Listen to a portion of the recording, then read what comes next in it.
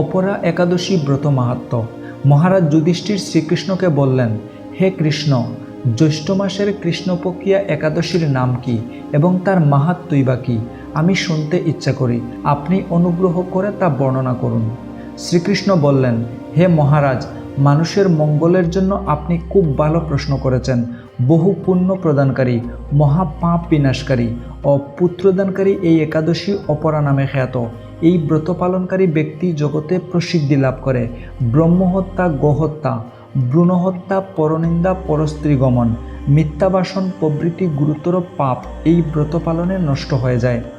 যারা মিথ্যা সাক্ষ্যদান করে, ওজন বিষয়ে ছলনা করে, শাস্ত্রের মিথ্যা ব্যাখ্যা প্রদান করে, জ্যোতিষের মিথ্যা গণনা ও মিথ্যা চিকিৎসায় রত থাকে, তারা সকলেই নরক যাতনা ভোগ করে।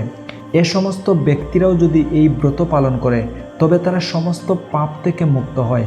ক্ষত্রিয় যদি স্বধর্ম ত্যাগ করে যুদ্ধক্ষেত্র থেকে পালিয়ে যায় তবে সে গুরুতর নরকগামী হয়, কিন্তু সেও এই ব্রত পালনে মুক্ত হয়ে স্বর্গগতি লাভ করে।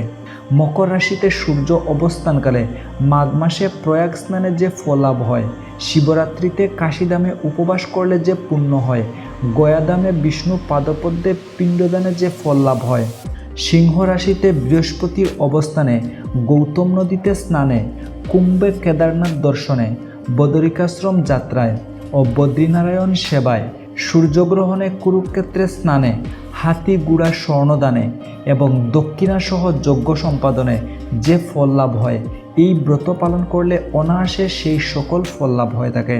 এই অপরা ব্রত পাপরূপ বৃক্ষের কুটার স্বরূপ, পাপরূপ কাষ্ঠের দাবাগ্নির মতো, পাপরূপ অন্ধকারের সূর্য সদৃশ এবং পাপ হস্তির সিংহস্বরূপ।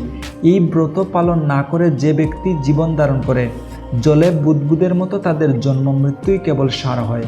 অপরা একাদশীতে উপবাস করে বিষ্ণু পূজা করলে সর্ব পাপ মুক্ত হয়ে বিষ্ণুলোকে গতি হয়। এই ব্রতকথা পাঠ ও শ্রবণ করলে সহস্র গোদানের ফল লাভ হয়। ব্রহ্মাণ্ড পুরাণে এই ব্রত মাহাত্ম্য বর্ণনা করা হয়েছে।